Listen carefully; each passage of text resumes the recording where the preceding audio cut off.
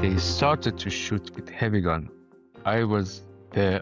I am the witness. The people were waiting to go the inside of these warehouses to find their beloved and the killed body. They should go there and find it. I saw two or three trucks that they were in the queue to uh, to unload the bodies. That's testimony from an eyewitness who recently left Iran, the horrors that he saw firsthand as the regime unleashed a brutality like none seen before. At least 12,000 people killed in just 2 days. But duty to be a voice of my people, my family, and to show the whole world that what is going on there. I'm Negar Moshehedi, and this is Eye for Iran. That shocking footage and testimony was aired recently on Iran International, and it must reach as many people as possible. I'm Vivian Berkovich, former Canadian ambassador to Israel. Let's do this. On Thursday, we published a short podcast focusing on events inside the Islamic Republic of Iran. Our guest that day on State of Tel Aviv and Beyond was Iran International correspondent Negar Moshehedi. Negar told us about an Instagram post during the interview that was really very disturbing. It was an eyewitness report from a man who had been visiting family in Iran when the protests began. Shortly after speaking with us, Moshehedi made direct contact with the man who had posted on Instagram. He did manage to leave Iran last week. His flight back to his home in Berlin had been canceled, but there were still a few airlines flying, and he managed to get a seat on one, for a small fortune, of course. Once safe in Berlin, he spoke at length with Moshehedi. His identity is obscured for obvious reasons. His English is good, but requires concentration on the listener's part. His testimony must be heard by the world.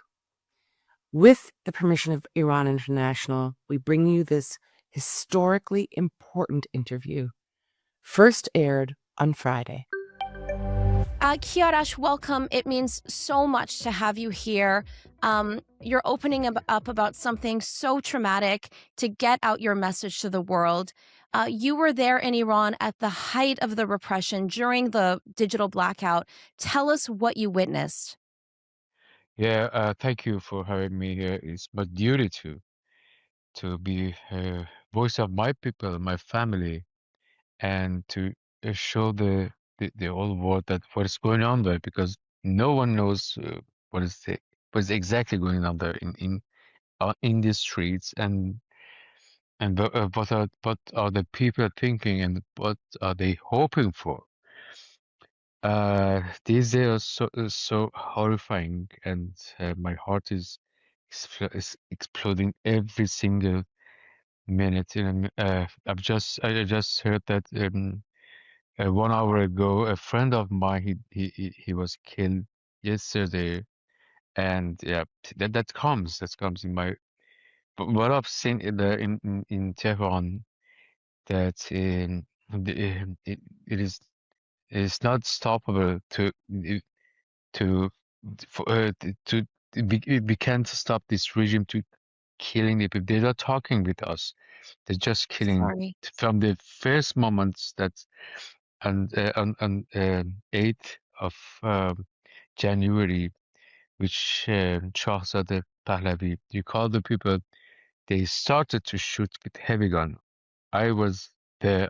I am the witness with heavy gun, and they were prepared for that. Yeah. Let me tell you that what I've saw in Beis Zahra in the main cemetery there, that I Yes, you were saw. there. You were burying your friend who died, who was Yeah, killed. yeah. That a woman a proud woman. She was 41-year-old with two children, and she was hit it in Punak in the neck, and yeah, she was in hospital for one night, and at Saturday we find it that she's dead, and we went to the main cemetery in Tehran because she was in hospital. It's a rule that anyone who died in hospital, they should go there. We don't know that. Whoever is killed in the streets and in the police stations, what would happen with them? But in the hospital, they should go directly to the main cemetery for this washing ritual, Muslim things at Ghasal Khana. And yeah, so we went there. At the entrance, there were many security guards, and we parked a car, and we went uh, to this Ghasal Khana, the men washing, the body washing hall. And I saw for the first time, I saw two warehouses, which was pretty new for me. And I saw a long queue that in which the people were waiting for to go the inside of these warehouses to find their beloved and the killed body. They should go there and find it. And anyway, we could see what is inside because the door was there big, and I went there. I approached to the door, and it was I saw uh, two layers of dead bodies in Ugh. black zippers. And I used to work in a logistic company for 8 years, and I know about the dimensions in the warehouses. I know the trucks. I know the what does the 40 feet truck, what does it mean? How many kilos it can contain there? And I saw two in part of this some part of this warehouse, there were three layers of people, the dead How people many dead there. bodies in this warehouse when you say 3 In layers? How many? yeah, in my eyes, in my calculation, the minimum there there were 1,500 up to 2,000 something Oh my in god. each warehouse. There were two warehouses 2,500? in each warehouse. I mean, that at 1 o'clock in the afternoon, at 1 o'clock in the afternoon, it is so important. And I saw two or three trucks that they were in the queue to uh, to unload the bodies, and that was continuously, Uh, so at 1 o'clock in the afternoon, I saw like minimum 4,000 people, dead God. bodies. And oh yeah, and the other thing was that I saw they were throwing these bodies, and they were rolling the bodies there. That's why I'm telling you that there were two or three layers. And I saw small bags. I found it out that there are Children? children. There are many children. They were throwing the and the I was shaking. I was shaking. I tried to take some photo, and I took out by my cell phone, mobile phone. Someone took my arm, and he said, "Don't you want to take a photo or a video?" I said, "No, I want to call my brother." And I said, "No, there's no telephone connection. Put it back, or we should go together." And I saw that the people and mothers, they were shouting, they were uh, uh, kicking themselves, and because of this acts of shooting and throwing the people when the crowds were more and more, they approached to the entrance and they break in. And I can't forget this uh, moment that a mother found uh, her boy, and she was alone. She was shouting that this is my boy. Don't touch him because How old was the in boy? uh, I don't know, but the point was that because there were um there were another body underneath, and when the other family, they couldn't find the beloved one. They should move the first body uh, and find bodies under the other one. And Mm-hmm. she was shouting that, "Yeah, this is my boy, this is my boy. Someone come and help me to move it to Qasr Khan to washing out." And and I didn't I just saw and I just read these things in Nazi in Holocaust things that Yeah, which uh is of here course. in Germany. And the security guards they were just looking on our eyes. They didn't do anything. And well, anytime that I'm explaining Europe, my tears comes out and my heart is breaking. This is absolutely Yeah. heartbreaking.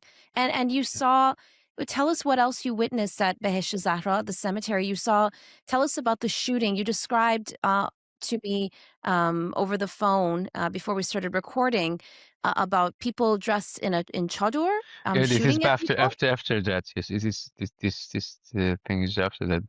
We were the just I want uh, to have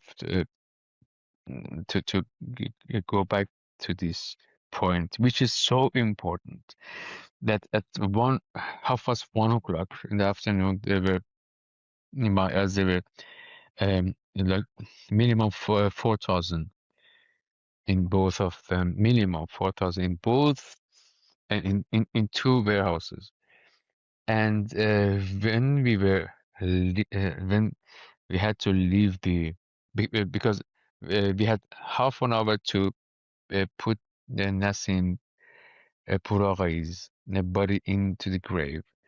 And we had just half an hour to do the ritual things. And I saw, again, in my eyes, that the crowd was the triple, you know. Wow. And, and of course, the warehouse was feeding from the other door. It was loading it from the other door, and when then you should just think how many people it comes, how many dead bodies comes and goes. I saw at 1 o'clock, 1:30 in the afternoon, like 4,000 people, and at 4 o'clock, of course, there were more and more. And that was for just 4 hours. Yeah. We had many days that they killed our people. It is we should calculate. We should think about it. That's why these numbers, even one is huge. Uh, yeah, we went back to the to Tehran, and that's like 4:30 in the afternoon, and or 5, I don't know, I can't remember because we were so shocked.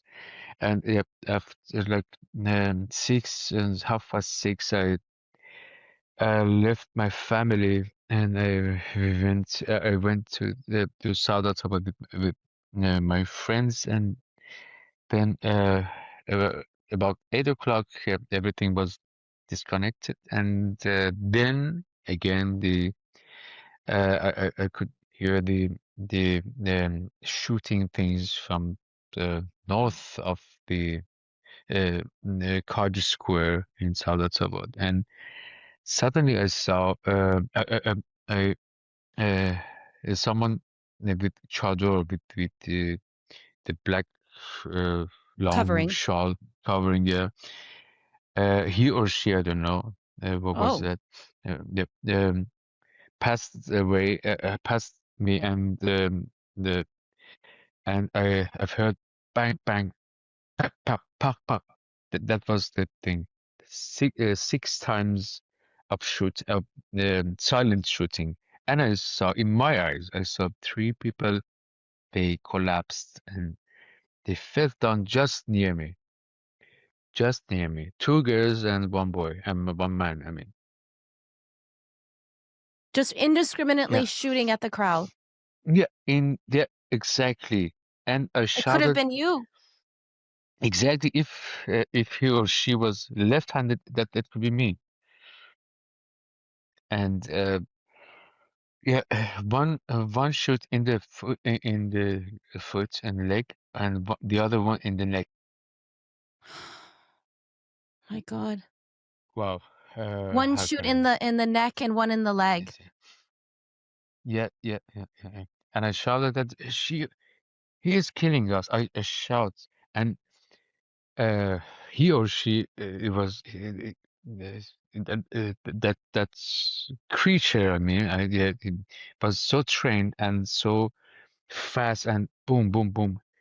She or he ran away, and yeah, we had to take care about these bodies, and the bloods of these three bodies were there, and we uh, moved them to the side streets, and I hope they're alive. I hope they are alive. Yeah, My that was God. the saddest day in my whole life. You know? I haven't seen anything like that. Anything like that. That's why I'm telling you that they will kill like 5 million people. It's not important for them. Would you describe this Uh, as a genocide? exactly. Yes. Yes. Of course. I've told you that I just saw that picture when they were throwing out the bodies in Behersara in the cemetery. It was the same picture which we have here in Berlin, that they were throwing the Jewish people from the wagons in Holocaust. Sorry. And And now it's yeah, happening to our people. exactly. It's now happening there. And we should.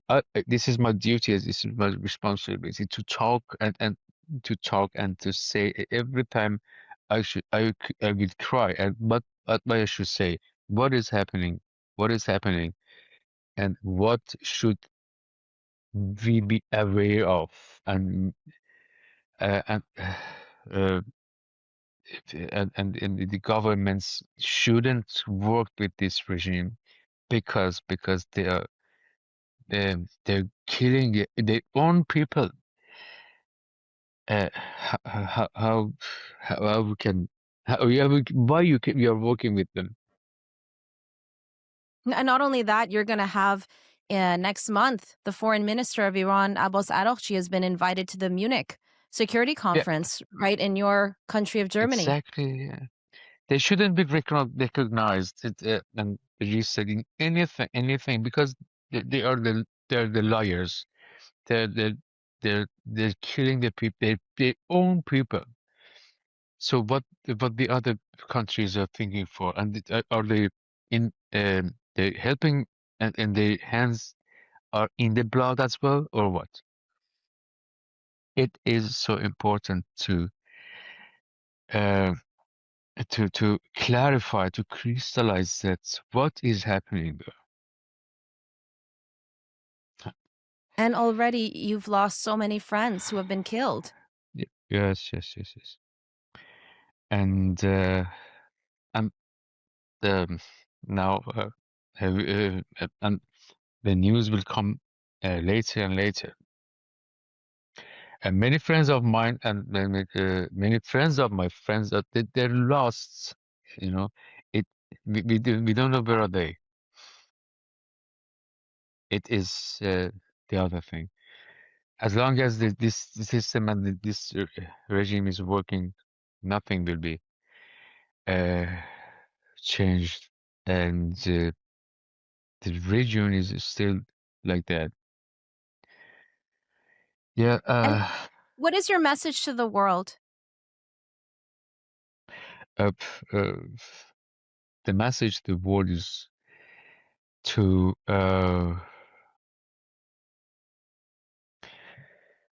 not to at first not to work with this regime and close the embassies there because and isolate this regime. At least this is the uh, it is the smallest thing that they can do, and they don't recognize that because the history will be will not forget them because Yes, they never. had And yeah. how did you after everything you've witnessed, after everything you've been through and all this trauma, how did you get out of Iran? I changed my flight from because Turkish airline was they canceled my flight, and I bought another one which was so expensive anyway, but I had to come out because I had to work here. I'm living here. Yep, When did you leave? and Sunday. On Sunday, so very recently. And how Yeah. are you coping? I mean, this is not easy. You have witnessed, like you said, something like a Holocaust, and now here you are Yeah. speaking out and doing your part to fight this as best you can. But obviously, you have been through so much trauma. Tell me how you're feeling.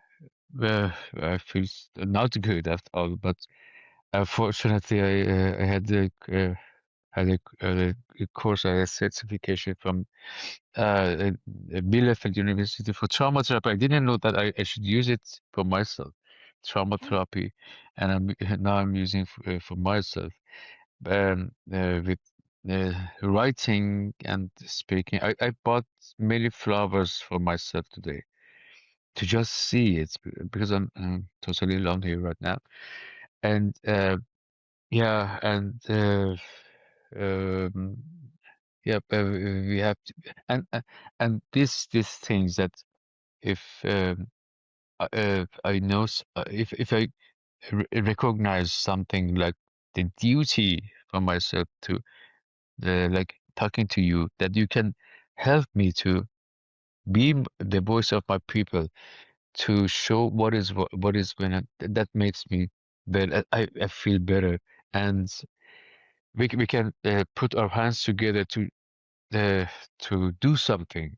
It's the best thing that makes me happy, and that's uh, that my heart is will come together from this broken heart which I have right now.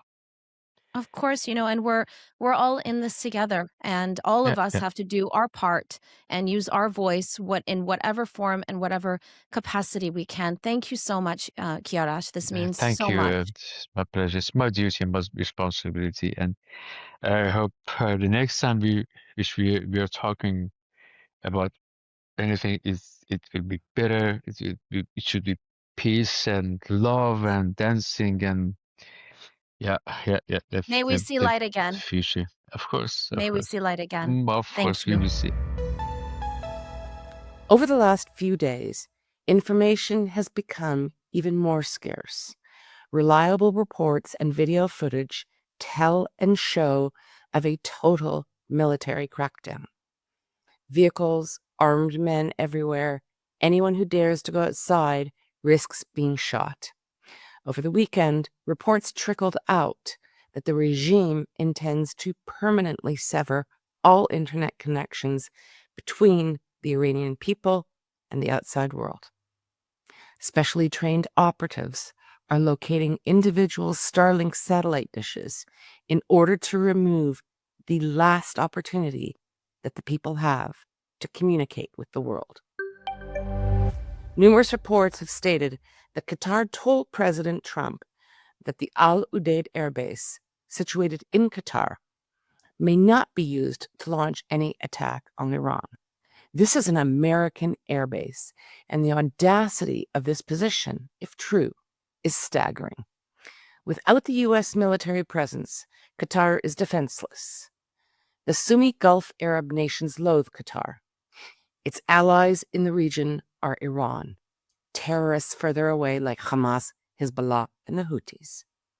People often refer to the Qatari role in the Middle East as being complex. It is actually anything but. Qatar is an extremist terror-aligned nation that bribes the world with money. It is firmly opposed to Western liberal values and supports Islamist terror. There is nothing complicated about that. In the meantime, the United States has directed 2 warships to deploy to the Middle East, which will take another 7 to 10 days to arrive. Here is a brief look at one of these warships and the massive power it brings. All eyes are on America's powerful warship, USS Abraham Lincoln, as it reroutes and heads towards the Middle East.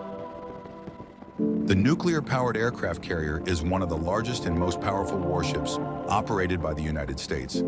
Its deployment to the region is being seen as a possible signal that Washington is preparing for military action against Iran. USS Abraham Lincoln, also known as CVN-72, is a Nimitz-class aircraft carrier commissioned in 1992.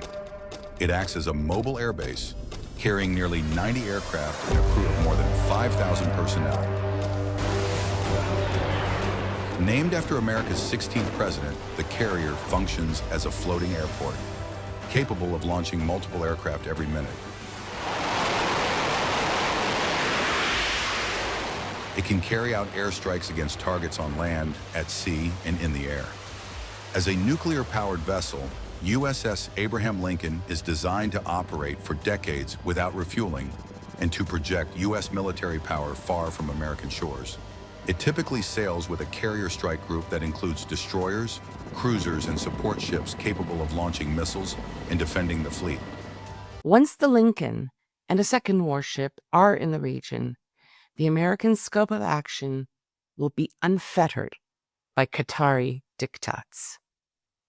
We will, of course, stay on top of all of these developments. Thanks to Iran International for this excellent footage, and kudos to Negar Mojtahedi for her superb reporting. And to all of you, thanks for being here. Until next time. We love hearing from you, so please comment on our website, stateoftelaviv.com, or send us a note to vivian@stateoftelaviv.com. That's VIVIAN @stateoftelaviv.com. And if you go to our website, stateoftelaviv.com, you can find the subscribe button and take it from there. Hope that you do that. On behalf of the State of Tel Aviv core team, Jan Zabo, our creative, graphic, visual, and marketing man, Amir White, producer and editor extraordinaire, sound guy, who is also impressively patient with me and my boomer tech deficiencies, and our social media manager who pitches in on everything. Thank you, Maya Naftalin. Thanks to the team, and thank you, listeners, for being here. Until next time, stay safe.